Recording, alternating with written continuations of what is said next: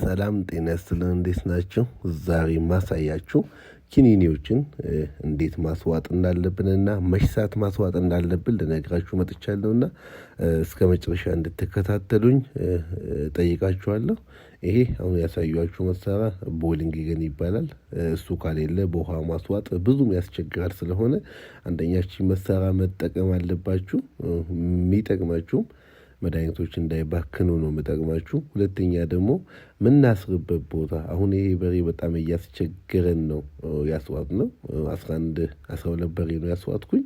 12 በሬ እንግዲህ እንዲህ የሚያስቸግር ከሆነ ከአንድ ሰዓት በላይ ነው የሚወስድብን። ግን የተመቻቸ ቦታ ቢሆን በ10 ደቂቃ ውስጥ አንዱ በሬ ላይ ከበዛ 1 ደቂቃ ከቆየን ነውና ስለዚህ ማሰብ ያለባችሁ ምንድነው በረት ስትሰሩ ውጪ ላይ ምናልባት በሬዎች የምታከሙበትን አጥር ብትሰሩ መልካም ነው። የራሱ የሆነ ሂደት አለው እና ኪኒኒው የሚሰጠው መቼ ነው?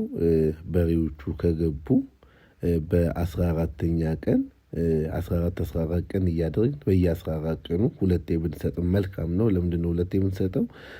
ውስጣቸው ያለው ፓራሳይቶች አዳልትና ገና ፑፓ ላይ ያሉ አሉ። በጣም ያደጉና ገና እንቁላል ላይ ያሉ ማለት ነው። አንደኛ የምንሰጣቸው መድኃኒቶች ይሄ መድኃኒት አሁን ልክ እንደገባ መጀመሪያ አዳልቱን ነው የሚገለው። ከዛ ከ2 ሳምንት በኋላ ላይፍ ሳይክሉ ይደክምና ከደከመ በኋላ ተመልሶ ስለሚያድጉ በሁለተኛ ሳምንትም መሰጠት አለበት። ለዛ ነው ይሄኛው መድኃኒት የምንሰጠው። ስንሰጥ በጥንቃቄ ነው የምንሰጠው።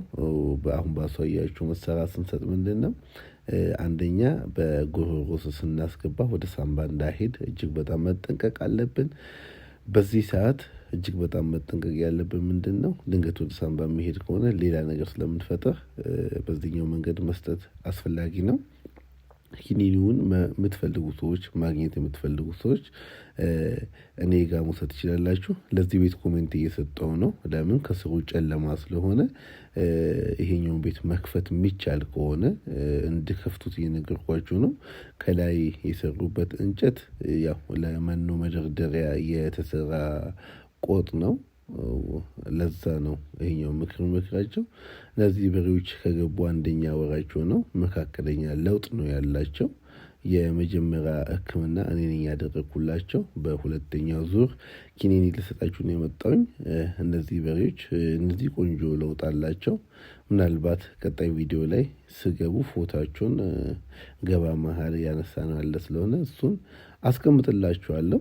ስለዚህ የህክምና አገልግሎትን የምትፈልጉ የምክር አገልግሎትን የምትፈልጉ በሸገርና በአዲስ አበባ ላይ የምትገኙ ራቅ ያለ ቦታ ሆነ ደግሞ በመደራጀት ብዙ ከብቶችን ከያዛችሁ ምክሩንም ህክምናውንም መጥቼ ልሰጣችሁ እችላለሁ። ስለሆነ እቺ መድኃኒት ጠቀሜታዋ የውስጥ ጥገኛን ለማጥፋት ነው የምትጠቅመው። ስለሆነ ለዚህ ነው ይሄኛው መድኃኒት ሰጠነው።